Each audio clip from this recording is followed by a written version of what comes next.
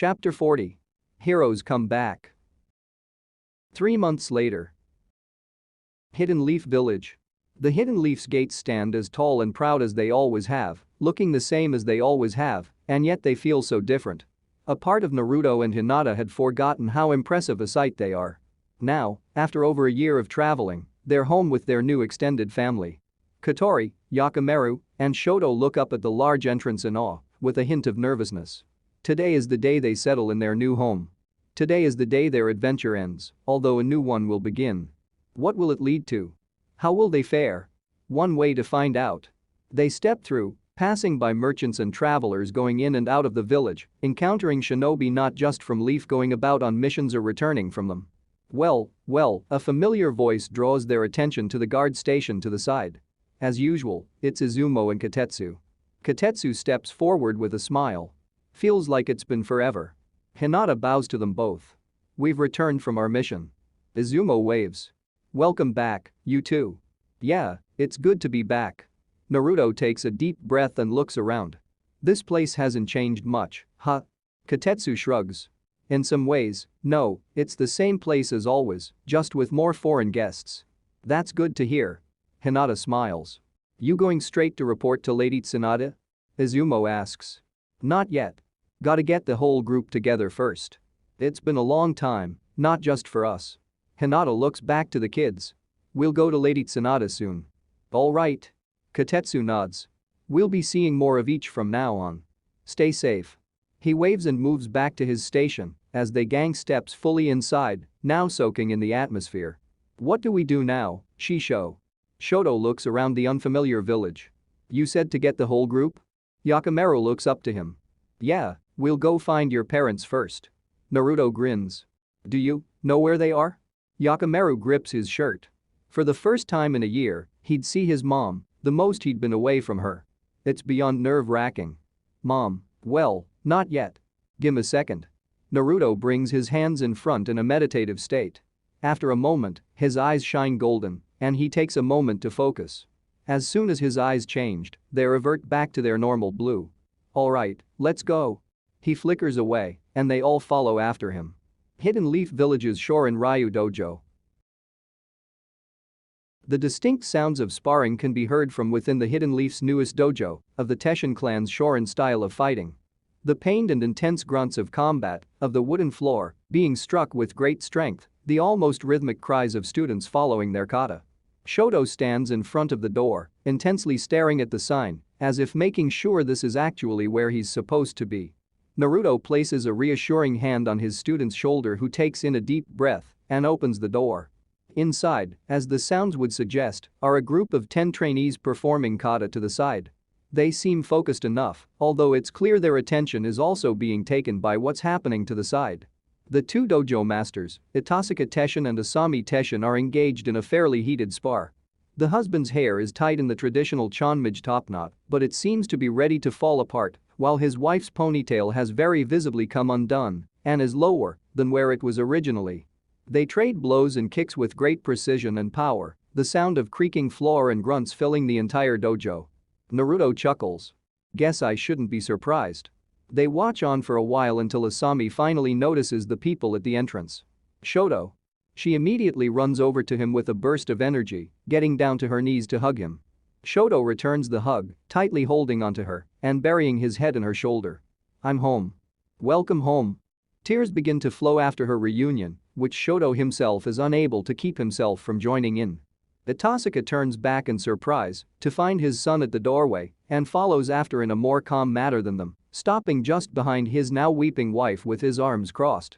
He tries to put on airs, but he's very visibly breathing heavily. Shoto looks up from his mom's shoulder to look his dad in the eyes. I almost forgot what he was like, he nods a greeting, being unable to give the traditional one. Father. Shoto. Itasaka looks him over. You've grown. Yes. The air grows a little tense. Shoto shyly looks to the side while Itasaka keeps his eyes focused on his son. I got too used to Shisho. Asami breaks from her mama bear hug and runs her hands up and down his sides as if actually measuring his growth, still unsure whether or not she's hallucinating. Of course he has. Look at our precious boy. Then show me. Itasaka very unceremoniously walks back to the center, where he and Asami had just been sparring. "Honey?" Asami looks back to him with a furrowed brow. "Yes, father." Shoto straightens himself and wipes his eyes dry and walks over to him. Asami sighs and stands up, dusting her komodo off. "Honestly, why can't he just?" She then turns to their other visitors and bows deeply. "I apologize for that display and for not properly greeting you." Hinata bows back. "Please, there's no need for an apology." "Yeah," Naruto grins, "you gave the exact greeting you needed to." "I trust you've been well?" she asks. "Was Shoto well behaved?"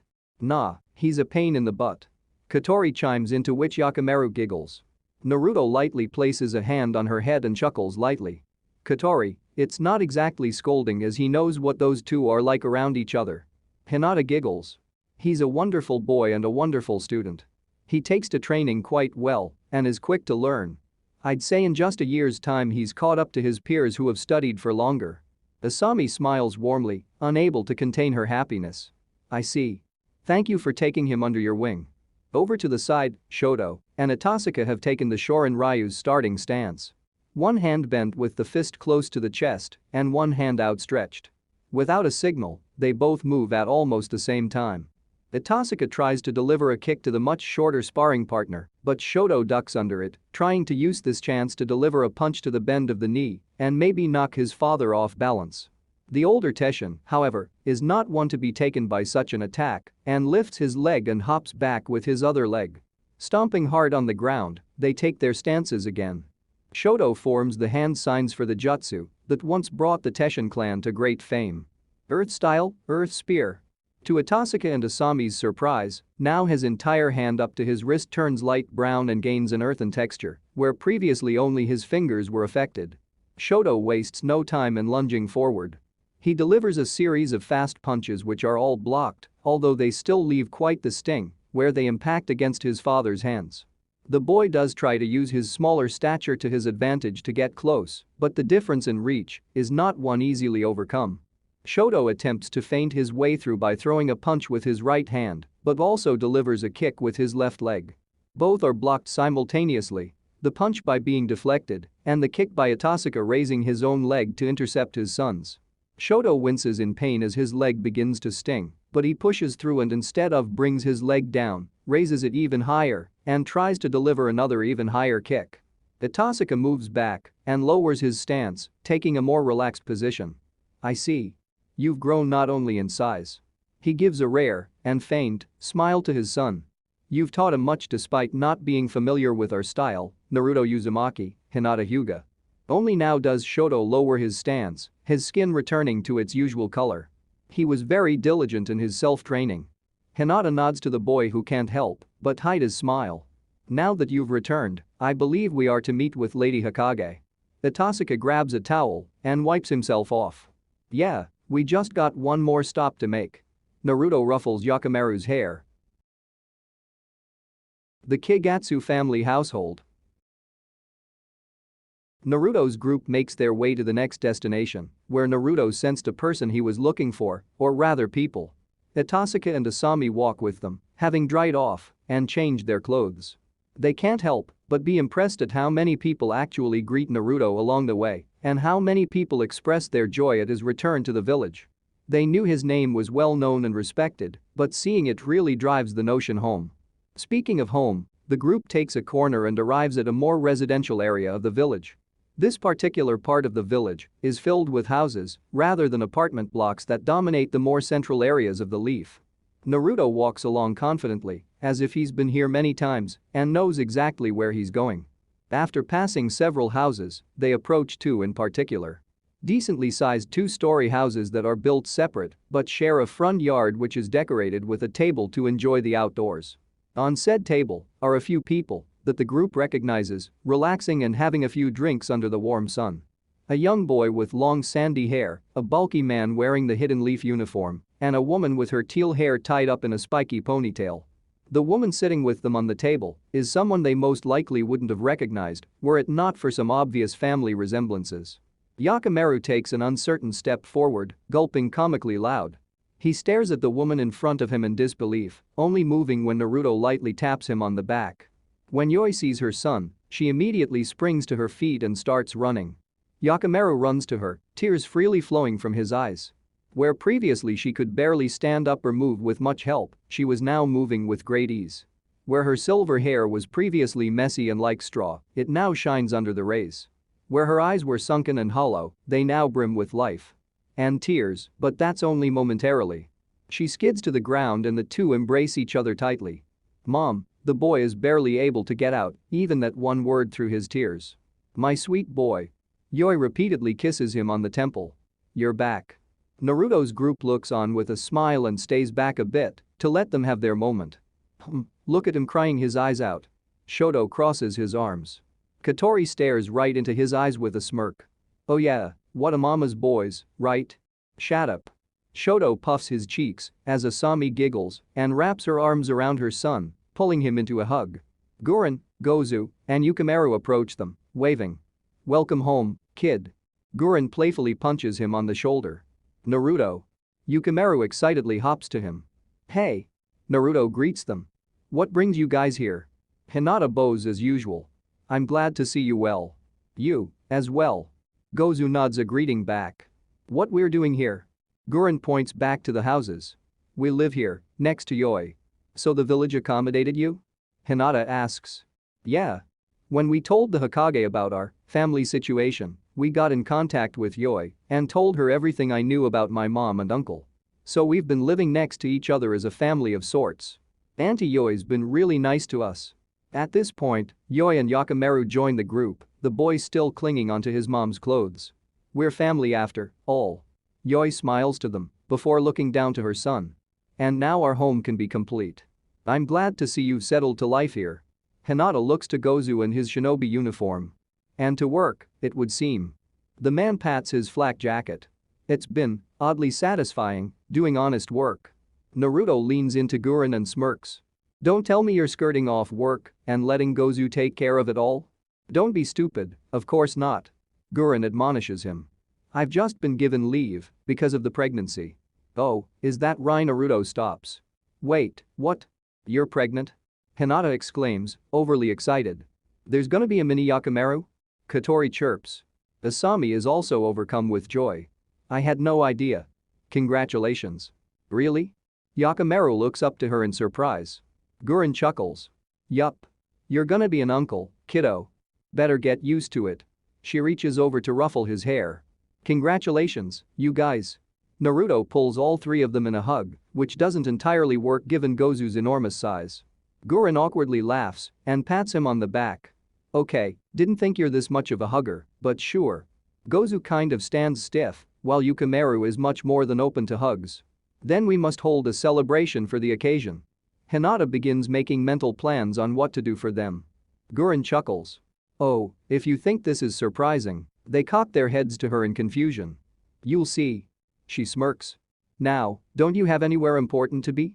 "Oh, right." Naruto turns to Yoi. "We gotta go see Granny Tsunade." "Of course. Just let me put something a bit more presentable." She takes Yakamaru's hand. "Want to see our new house?" "Yeah." He turns to follow her to the house, but turns around to look to Katori and Shoto and reaches out to them with a thoughtful expression. A part of him isn't sure how to ask or even what exactly to ask. Shoto seems to interpret his look one way. "Don't worry, we'll wait here." Yakamaru gives a strained smile and lowers his hand. Katori sighs, "Dummy," and grabs Shoto by the sleeve and drags him forward, locking her other arm with Yakamaru's. The young Kigatsu beams a bright smile and they all enter the house while Yoi changes. Hokage's office. Before they could even fully enter the office, Tsunade was already in front of her desk to grab Naruto and Hinata into a bear hug and lift them off the ground. Naruto laughs. "Is this any way for a Hokage to act?"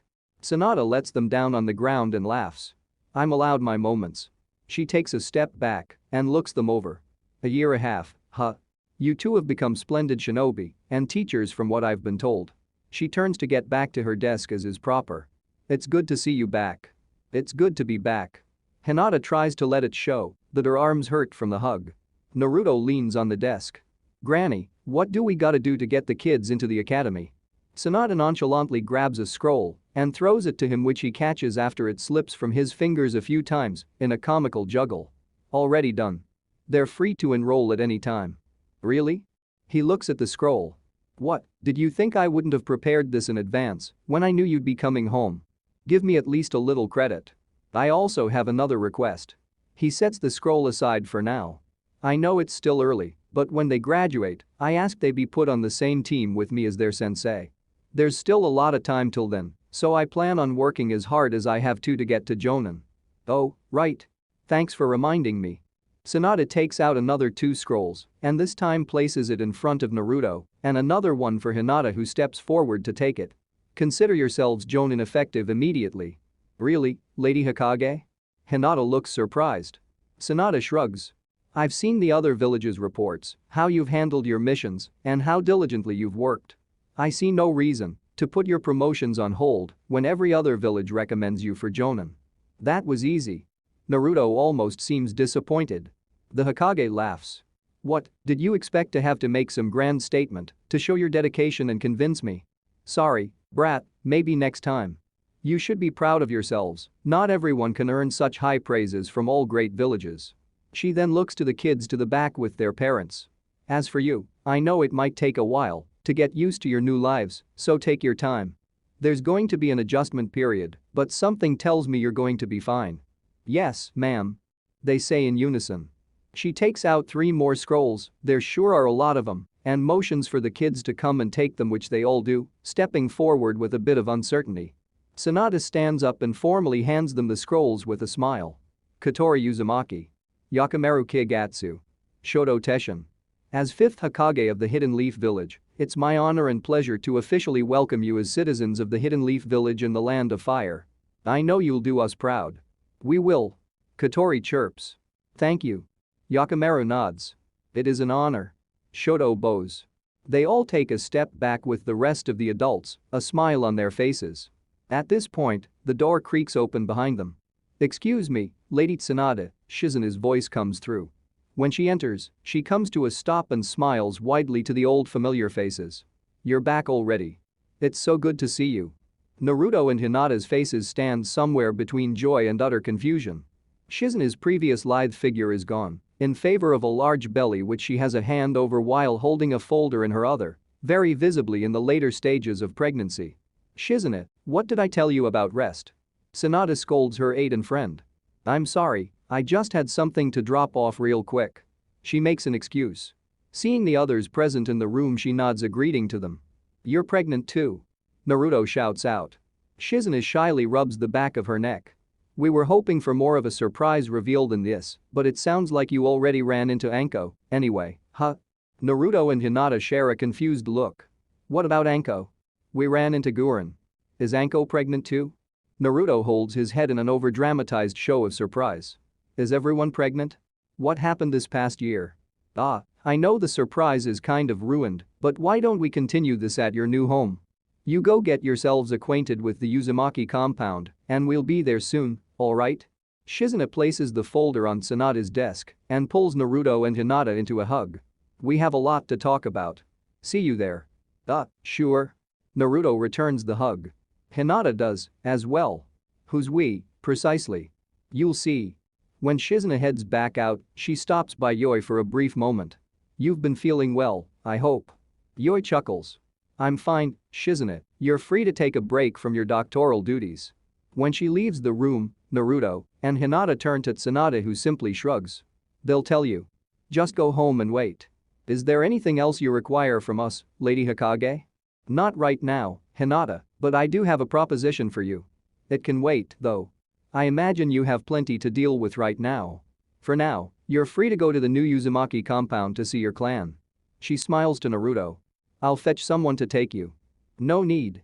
I sensed Awaji and Kyoto's chakra when we got here, so I'm guessing that's where the compound is? Ha. She laughs. Guess I shouldn't be surprised. Yeah, that's where it is. Then we'll leave you to your work. Hinata bows and makes a turn. See you around, Granny. Naruto waves. The group silently makes their way outside of the Hokage's building and into the streets of the village. A new dawn on their lives that none are really certain where it will take them, but a challenge they need to tackle nonetheless. Yoi takes a deep bow, while Asami and Itasu give the traditional Teshin bow. Thank you for taking care of our children. Of course. Naruto gives a thumbs up. Hinata bows back.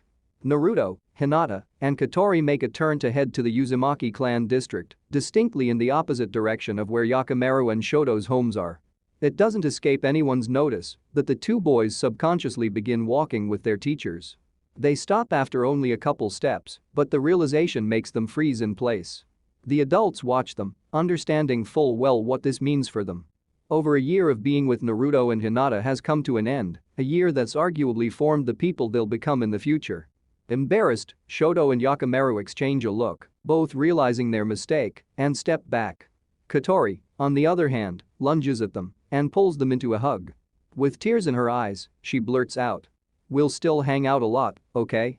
They inadvertently join her in the waterworks. Yakimaru sniffs. "We'll be in the academy together.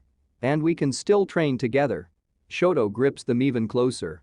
They remain in the hug for a while longer, while their respective parents remain silent as to not interrupt them, some with a tear in their eye.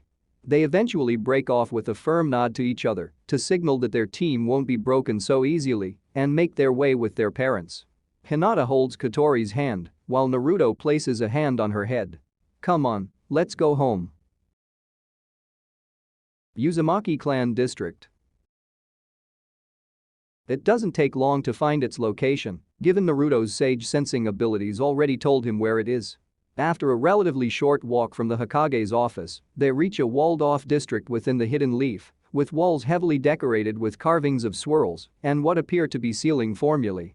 The front gate has the clan name and symbol also carved into a slab that hangs above the entrance, letting everyone know without a doubt who resides here. With a nervous sigh, Naruto takes both Hinata and Katori's hands and they enter. Inside, the overall architecture is the same as one would see elsewhere in the Hidden Leaf, with buildings of both the more standard rectangular shape as most living complexes are, and the occasional cylindrical tower of mostly white walls and roof tiles of varying colors but dominantly red. There are some additions to the style which Naruto recognizes from the Hidden Whirlpool Village, the typical stone structures and columns he saw, although these are in a much better shape. They've definitely tried to make their home here. As Naruto walks the streets, he's recognized by the people inside, getting rounds of applause and cheers. He awkwardly waves to the people, some of which recognizes from the Hidden Sand Village, some with the Uzumaki's red hair, others not, being people who either married in Uzumaki or are those people's own family. "Welcome. Hey, Naruto, remember us?" "So that's him?" Some people whisper. "He's kinda cute." "Hey." Walking along, they eventually are met by Awaji Uzumaki, former member of the Land of Fire's Council, and Kyoto Uzumaki, who'd taken a somewhat of a representative role for the group that came in from the Hidden Sand. "Naruto." Awaji steps to them and shakes Naruto's hand, cupping it with his own. "It is my pleasure to introduce you to the Uzumaki clan." "Yeah," Naruto looks around nervously. "Like I thought, it's kinda weird seeing all these people I've never seen before here," Kyoto chuckles. "It's not exactly familiar territory for us either. Many of us didn't know each other from before the destruction, and many were either too young to remember or were born after that. I, myself, fall into the third category, but my father made sure to tell me where we came from, even if we had to keep it a secret. I should probably, I don't know, go around and meet everyone? Is that what I'm supposed to do? We can arrange a meeting for that later, you needn't worry. There will be plenty of time to get to know everyone. We're also awaiting visitors at some point." Hinata reminds him. "I believe we should prepare to meet them." "Oh, right. Guess we gotta take it one step at a time, huh?" Naruto rubs the back of his head. "Then allow me to show you to your abode." Awaji gestures for them to follow. Kyoto bows. "Then, I'll take my leave." During their short walk, Awaji gives them a quick tour of the district, showing them the main clan hall, which is visible from nearly everywhere, with it being the largest building around. He shows them the park areas that break up the urban landscape and also shows them his own home in case they ever require something from him. When they reach their own household, they're greeted by a large two-story house that stands out from the rest by being bigger than average, with a larger yard and a larger garden. Walking past the entrance portal, they follow a path surrounded by topiary bushes trimmed into more unique shapes that gives the home a more exotic look and feel. Behind the topiary are flower beds lined with trimmed grass and flora of varying shapes and colors, making it rival even the daimyo's gardens in their beauty. Inside, the first floor has most of the basic arrangement a domicile needs: a kitchen, dining room, living room, and one room that can be turned into anything they might want. The second floor has one master bedroom and 3 additional smaller bedrooms. Katori almost immediately picks one out for herself. When they get a better look at it, they take some time to take out their things and begin the slow process of making this into their home. It's still also fresh and clean, it doesn't even really feel real. In the living room is a wide glass door that leads into a small back garden. As Hinata observes the greenery from the deck and Katori who's running across it, Naruto walks behind her and hugs her, burying his head in her shoulder. Hinata giggles and places a hand over his. "We can finally take a break." His voice comes out muffled. "Indeed." She presses her head against his and extends a hand towards Katori, who flickers next to her. Hinata pulls her into a tight hug, prompting Naruto to lift his head and let go of Hinata with one hand to embrace their adopted daughter as well. "Now we can finally be a family." Naruto grins. "Sorry it took a bit long to get here." Katori shakes her head. "I'm glad we traveled. I dreamed about seeing Shinobi every day and I got the chance to. And we met Yakimaru and Shoto on the way too." "You're right." Hinata brushes her hair. "Without them, it probably would have been a bit boring. There's only one thing that needs to be done now." Her expression sours. "What is it?" Naruto cocks his head. "I'm still a member of the Hyuga clan, after all. If we've to live together then I have to speak with father before anything can be decided." "Ah, right." Naruto tightens the embrace around his 2 loved ones. "Do you think he'll somehow forbid you?" "It's entirely possible, but I promise I'll fight if he says no." Does he not want you to?" He stops herself in time. After all, Naruto and Hinata signed up to be her parents, but this man is still basically a stranger who she met for a couple days. He didn't exactly sign up to be a grandfather to an already grown child. Father has many things to take into consideration. Being a clan leader means he has to remain neutral in many matters. The young girl looks up to her dad. "Are you gonna have to do that too?" "It's complicated. I'll do everything I can to make sure everyone is happy. I don't want to see anyone suffering somehow. I guess I'll start by going to the prison." "Prison?" Hinata raises a brow. "Yeah. I sensed a particular chakra from there I need to check out." At this point, the doorbell rings, interrupting their family moment. They go to the front door together, somewhat expecting who might be there, or at least some of the people who might be there. Opening the door, they see 4 people. Shizune, who they already met earlier, standing hand in hand with Iruka, and an equally pregnant Anko standing hand in hand with Kakashi. Naruto and Hinata stare with their jaws agape. Naruto's more so than Hinata. "Yo." Kakashi gives a mock salute. Iruka laughs nervously. "Hey, Naruto, Hinata." Hi." Naruto is still processing the sight in front of him. Anko sighs and steps forward, inviting herself inside. "Well, you're not gonna let the mother of your godson just stand out here, are ya?" She pats him on the shoulder and walks in. "Oh, of course, please enter." Hinata hurriedly snaps out of it and welcomes her guests. "Wait, what?" Naruto looks back to Anko. The rest make their way inside. They sit in the brand new living room while Hinata manages to actually find some tea in the somewhat stocked kitchen. They definitely need to buy a few things. She sets out a cup for everyone while they catch up the younger couple.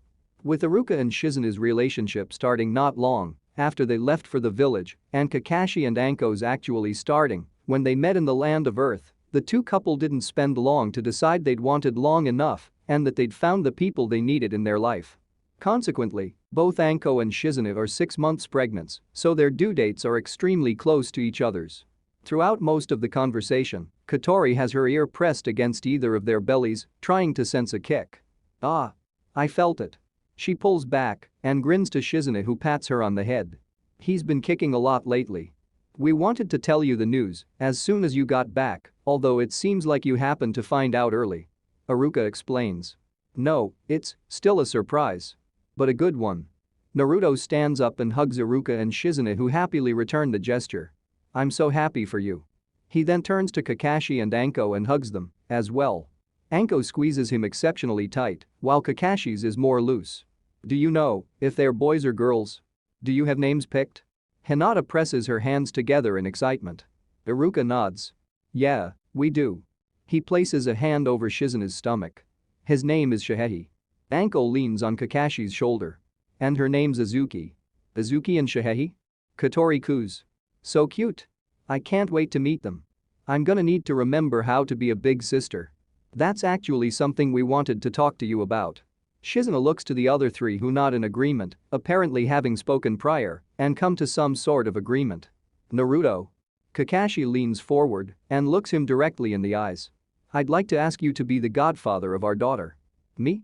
Naruto points to himself. Are you sure? Kakashi nods. There's no one else I'd rather do it. I can't really go back to change the past, but I can affect the future. Losing Sensei was a heavy blow, but I'd like to keep him as close as I can. I'd like us to be connected, even if he and Kushina are no longer with us. And I agree wholeheartedly. Anko rubs her lover's back. I know we're not exactly close, Naruto, but if Azuki has a kick-ass godfather like you, I know she'll turn out alright. That goes for you, as well, Hinata. Kakashi turns to her. Naruto's going to need help, so I trust you'll support him as Azuki's godmother. Of course. She exclaims. The blonde does his best to fight back a tear. He sniffs and wipes his eyes dry. I won't let you down, sensei. I know. Kakashi smiles under his mask. We spoke, Haruka reluctantly begins speaking and shares a look with Shizuna, and we ultimately decided for Lady Tsunade to be Shihei's godmother. If we could have you both, It's fine. Naruto interrupts him. Granny's really important to you, isn't she, Shizuna? Same way Haruka-sensei is important to me. He grins and pats his teacher on the shoulder. Besides, just because I'm not gonna be Shihei's godfather doesn't mean we're not gonna be close, right? Yeah. Haruka tries to fight back a tear and claps Naruto's shoulder in return. I'm glad you two came back in time. We were thinking of having Lady Tsunade order you to come back for their birth. Shizuna laughs. And of course you can't miss the weddings. Anko adds. Well, it'll actually be one joint wedding. Oh, right. So you guys aren't? No, we decided to wait until after the kids are born. Kakashi answers. Naruto can't contain his excitement, having a constant grin on his face. Hinata and Katori are equally happy for the two couples and bombard them with questions. They all stay for a while longer catching up, sharing fond memories together and sharing stories of the past year before the older couples eventually need to leave. On the way out, Naruto pulls them all into another hug. We'll meet up again, yeah? Of course. Naruto and Hinata do also take this opportunity to go to their respective destinations they need to be at to finish off the busy day's work. Meanwhile, Katori decides to go grab Yakimaru and Shoto for a tour around the village. Hidden Leaf Village Prison. Over the past year, Karen has served her sentence by utilizing her skills for the Hidden Leaf. Her incredible chakra has proven invaluable for treating more severe cases, and she was promised time off if she helps. And she did. After all, it's not like this is her first time being used by a village. Be it the hidden grass, the hidden sound, or the hidden leaf, when it comes right down to it, they all see her the same way, only the way they treat her is different. At least these guys aren't as abusive or scary, so there's that saving grace. Today, she's on her way back to her cell after helping at the hospital, escorted by two Anbu Black Ops as usual and not really talking as usual. She did try striking up a conversation, but quickly gave up. These guys are too into their job. After yet another completely routine day with little to no deviation, she's resigned herself to going back to her cell and patiently and not so quietly wait for the new day so she can do the same thing. Except, she can already spot a difference from how things usually go. Usually, the door to her cell isn't open, and there aren't Anbu waiting there for her. She raises a brow, and her anxiety only increases when the two Anbu escorting her share a look. She can't see their faces, but she's pretty sure they're also wondering why there's more of them. The ones by the door simply nod to their colleagues. Presumably they speak nod. Congratulations, you'll be serving your sentence as a free woman. The even tone of voice makes it difficult to distinguish whether he's making fun of her or what. Puzzled, she walks over to her cell to see a man sitting by her bed. A man she distinctly recognizes from over a year as clothed differently, in the usual hidden leaf attire complete with metal arm guards and a rather unique forehead protector with two small horns jutting out, but his blinding blonde hair and deep blue eyes are unmistakable. You're Naruto? She looks at her surroundings, almost expecting something to have been added or taken away. Nothing's changed. Yeah. He stands up from the seat and takes a step closer. Naruto Uzumaki. And you're Karen. Karen Uzumaki. Her confusion turns to a glare. Why do you know that? I sensed your chakra when I got back earlier. And there's no doubt your chakra signature's a match for Awaji and Kyoto and the rest, and yet no one seemed to know you're in Uzumaki. Why? She looks away. Because there's no reason for them to know. It's none of their business. That makes you family, of course it's their business. You must have heard, right? About the Uzumaki clan coming to the Leaf? Naruto questions. Yeah, I heard, but I lost the only family I ever had a long time ago. Not looking for another. She tries to dismiss any notion he might have about their familial connection. I lost my family too, but that only got me to want to get closer to people, not further away. He looks to her pleadingly. Then I guess that's where our similarities end. If all you came here for was a family reunion of some sort, she gestures to the door. Well, kinda yeah and kinda no. He takes out a scroll and holds it in front of her.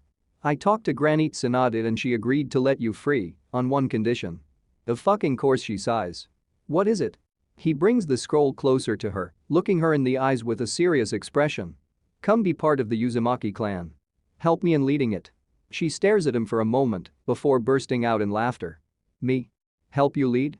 She has to sit down, she's laughing so hard, her hands on her stomach trying to control herself. After a bit, she calms down and wipes away a tear. Looking up to him, his expression hasn't changed. You're serious, always. Except when I'm joking, but that's usually obvious. He shrugs. Either way, I heard you were in charge of one of Orochimaru's labs. You got the experience keeping a place in check, if nothing else. A place of lunatics. Besides, why would you even trust someone like me? She gets up to her feet and right in his personal space. She's not really sure why, but something in her sparked, she's agitated and getting fired up over this when she normally wouldn't. It might be because there's a part of her that wants to say yes, and the more she talks to him the more she can no longer keep up her aloof fact that there's something about him that makes her want to trust him. Over a year ago, she senses a warmth from him unlike anything she'd sensed before, and it's gotten overwhelmingly stronger since then. Even the malicious presence she sensed is now gone. For the first time for as long as she can remember, she feels safe just being in the same room as him. He smiles warmly. Because you were dealt a bad card in life, and you deserve as much as anyone to live a normal, peaceful life. Karen looks down and grips the seams of her clothes. You don't even know me, how can you say something like that? I just can. I prefer to believe in people. She scoffs. Easy way to get yourself killed. Maybe. He shrugs. But I've come out on top so far. Even got Sasuke to stop his dumb quest, and I managed to get Gurren and Gozu and Jugo off the hook. Now it's your turn. He scratches his cheek as he chuckles. Although I might have run out of good faith with this. So you're the one who got those two, to be the Leafs watchdogs? But even Jugo? She furrows her brow. Yeah, he should be here soon enough and hopefully be in control of his jutsu. I got him some help with that. You'd even go that far? She doesn't necessarily frame it as a question that needs answering. She stares at the scroll, which Naruto is still holding up and has not once lowered throughout this entire conversation. He seems sure that she'll take it, which somehow makes her not want to take it, but at the same time the stony exterior she's tried to build over this year is very easily crumbling down. All her hard work gone, when just a glimmer of hope. She closes her eyes and overdramatically exhales before she places a hand on the scroll. She grips it and looks Naruto in the eyes. Just so you know, putting your faith in me is a terrible idea. He grins. See, you're already advising me. You're perfect for the job. She opens the scroll and reads through it to see what's required of her. There doesn't seem to be anything too exploitive. All she has to do is play family with her mom's clan and not backstab anyone. Might have to fight some urges, but the conditions almost seem too good. She's practically given her freedom with this. She looks to Naruto with disbelief. Did he actually ask for it to be worded this way? Did he actually mean everything he said? Let's get you moved home, alright? He begins cleaning up a part of her cell, piling up some scrolls and books she'd been given over the duration of her sentence. What are you doing? He looks back to her with a raised brow. Helping you move? Do you not need this stuff? No, that's not, she sighs and lowers her head, her bangs hiding her face. Thank you. She whispers softly. Hyuga Clan District. The atmosphere surrounding the clan's home hasn't changed much in the past year. The Hyuga have preserved their ways since before the founding of the village, and they weren't about to change that suddenly. There's hundreds of years of tradition to preserve, but that also meant it can also come off as a bit stifling. Hinata is welcomed back home with great joy, and the Hyuga who see her arrival rush to her to greet. "Lady Hinata, welcome back." "Thank you, I'm glad to have returned." Her previous worry washes away as she's surrounded by the more supporting members of the clan. "Has your mission ended, then?" "It has. I'm back in the Hidden Leaf." She pauses and looks to her childhood home, a place of mixed feelings and memories. But maybe not back in the Hyuga. She stores those thoughts off away for when she actually meets the head of the Hyuga clan. "Is father present?" "He is. I'm sure he's waiting for you in his office as we speak." "Thank you." She nods and excuses herself from her company, making her way to meet with her father. Before she can get far, hasted footsteps hitting the wooden boards approach her with greater speed, becoming louder and louder. When they reach their peak, Hanabi skids from around the corner and immediately tackles her sister into a tight hug. "You're back." "Hanabi." Hinata embraces her younger sister and is surprised by her growth. Last they saw each other, Hanabi stood just above Hinata's shoulder, but she's grown noticeably taller since, being able to comfortably look over her older sister's shoulder. Her hair has also grown considerably longer, now reaching all the way to her lower back. When they break, Hinata looks over Hanabi a bit better.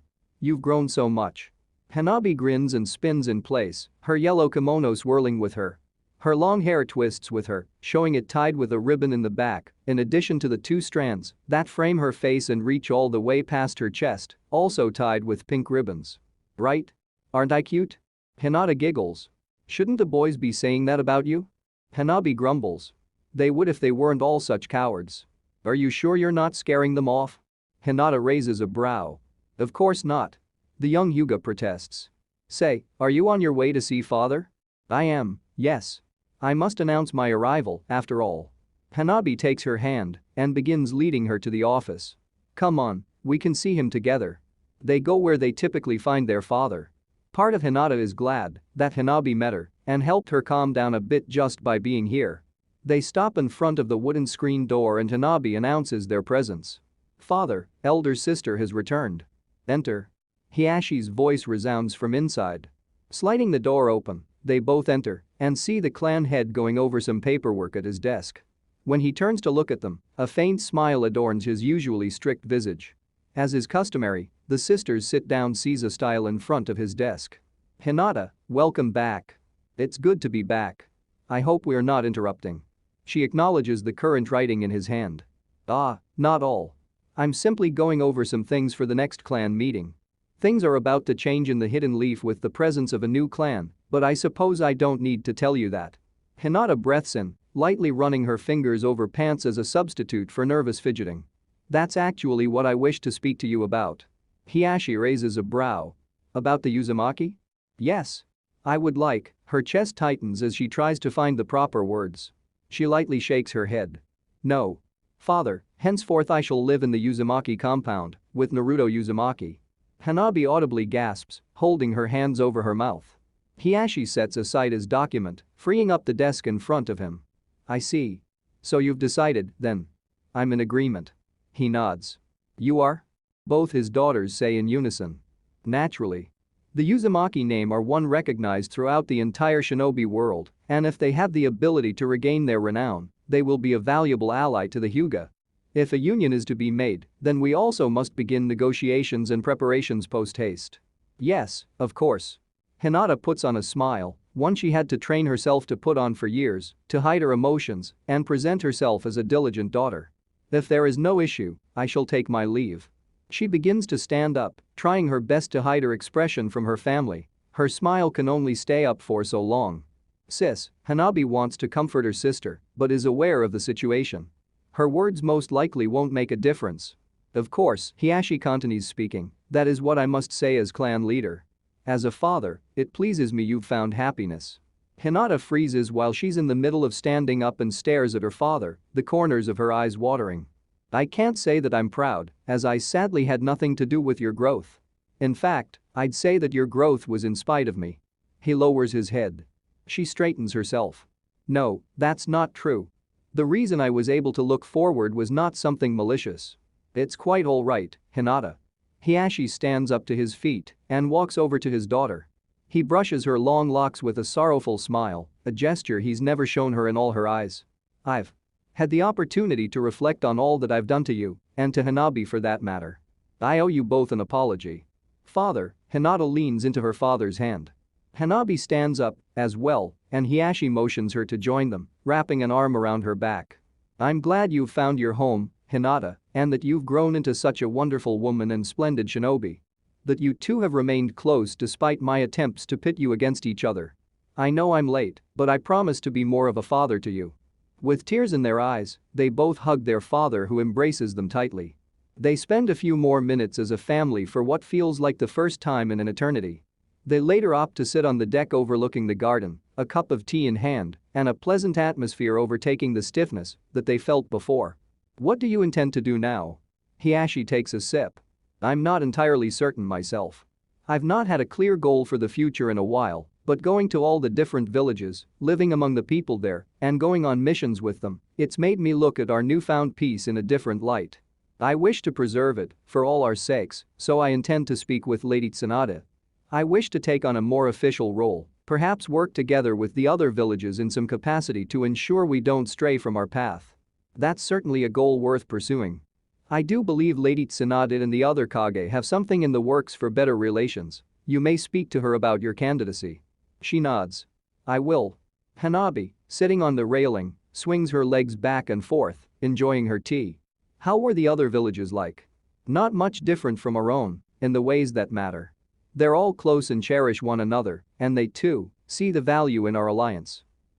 Hanabi lets herself fall back, still keeping herself on the railing using her legs, but now hanging upside down. You've become a worldly woman thanks to your trip with Naruto, huh? So, when's the wedding? Hanabi. Hiashi scolds her, although it's uncertain whether it's for her current pose or for the question. It might be both. Either way, she pulls herself back up. We've not exactly spoken about that. I'm certain the time will come when it must. Hiashi nods. For now, I have to focus on better myself.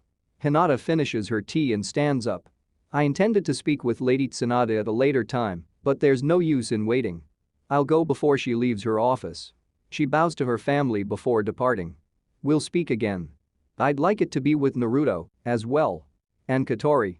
A family meeting of sorts. Hiashi gives his rare smile. Of course. Hinata beams and flickers away to catch the Hokage in time. A couple of days later. Hidden Leaf Academy.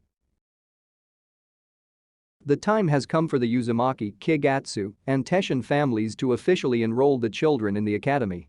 Katori herself has some experience from her time in the Hidden Cloud, but this will last for the next 4 years. It will become their daily life from now on until they graduate as true shinobi. They are led to the teacher's lounge by one Iruka Yumino, showing them around the building, although Naruto and Hinata are somewhat familiar with the basics. Of course, this building is different from the one they studied in, but the general structure is similar enough. I've been told the children are quick to learn, so I'm sure they won't face any problems. Iruka reassures the parents. We have a strong class this year, so I'm sure they'll fit right in. Are you gonna teach him, Iruka-sensei? Naruto asks. No, I won't be their teacher, but I think you'll be pleasantly surprised by who will. As they reach the teacher's lounge, Iruka opens the door to the many teachers currently inside preparing the materials for their respective classes. Iruka walks up to one in particular who even from the back looks strikingly familiar, hair braided into 2 buns, which then falls down her back and is connected into a single plate. Tenten-sensei, your new students have arrived. Tenten whips around and grins when she sees Naruto and Hinata in particular. Hey, you two. Tenten? They both show their surprise in unison. You're a teacher? Naruto asks. Sure am. Well, in truth this is my first class. She rubs the back of her head. So it still feels weird to be referred to as a teacher. And your class all love you. Iruka compliments her. So your mom and dad's friend? Katori chimes in. Tenten bends down slightly, placing her hands on her knees. I am, yes. We were getting together. You must be Katori, huh? She then looks to the boys. And you'd be Yakamaru and Shoto. They all nod. Their new sensei straightens herself and smiles. I've heard a lot of good things about you, but don't let that get to you, alright? Do your best, and everything will be alright. Now how about we get you to class?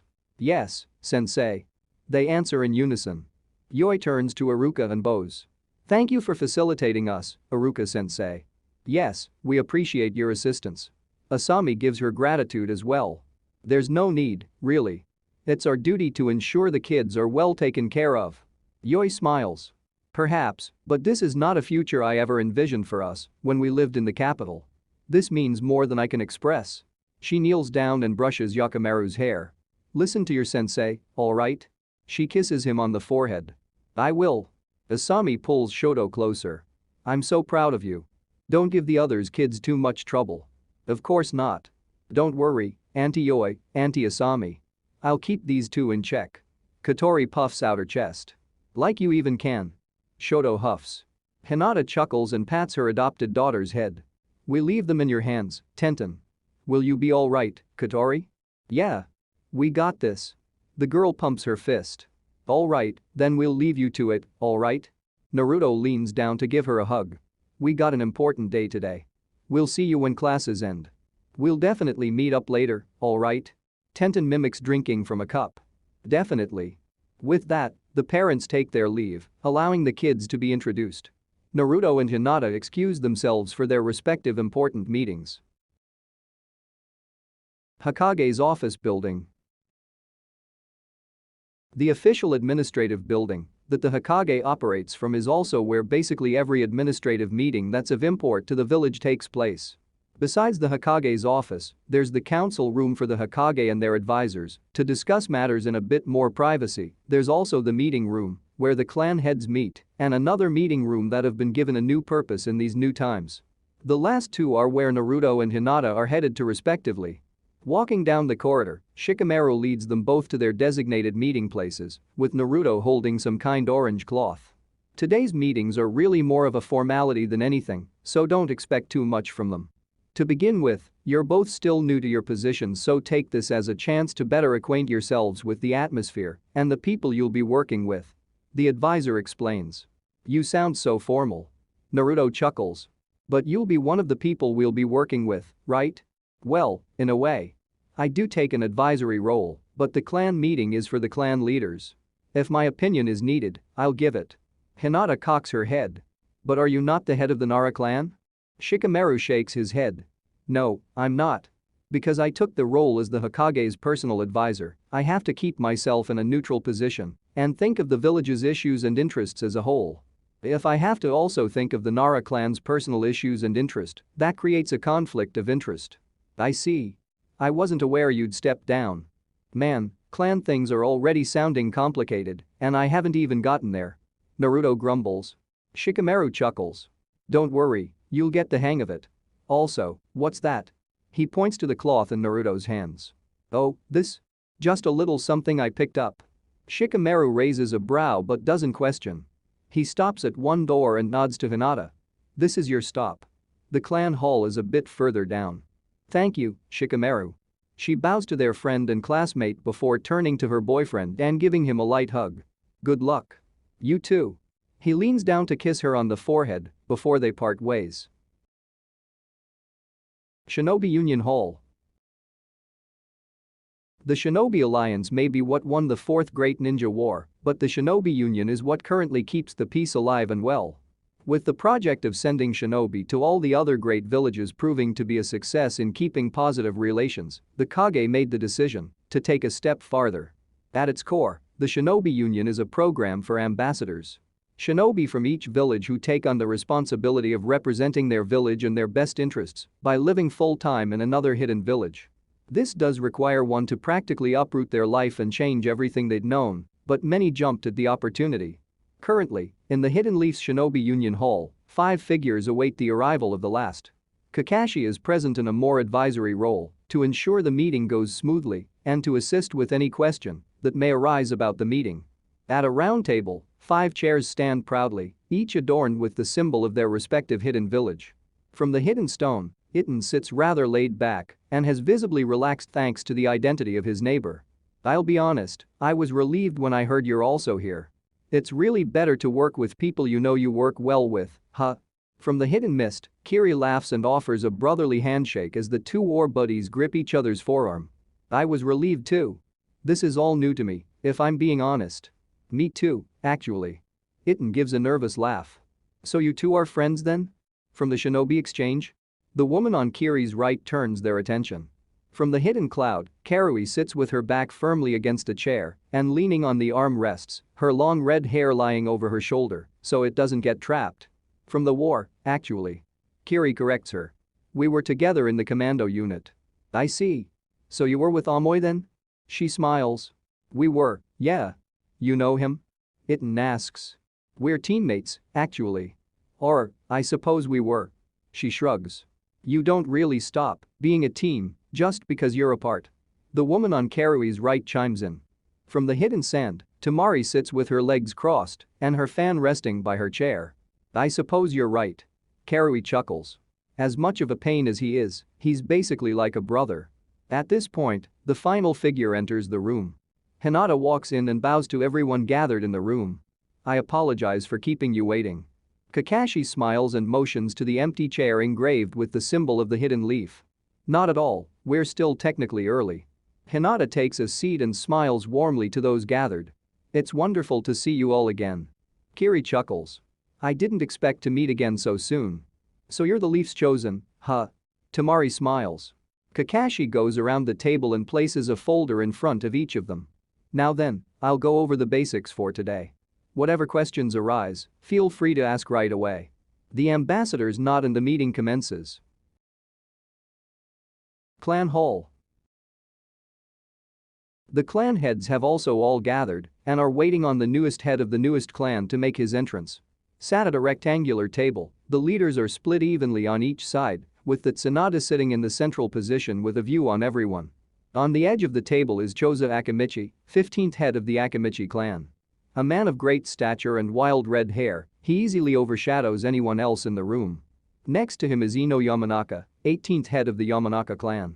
Currently the youngest clan head, although she now shares that title with another, she had to take on the responsibility since the unfortunate passing of the previous head. Ensui Nara, 13th head of the Nara clan, is as calm and composed as a Nara usually is, patiently awaiting for the meeting to start.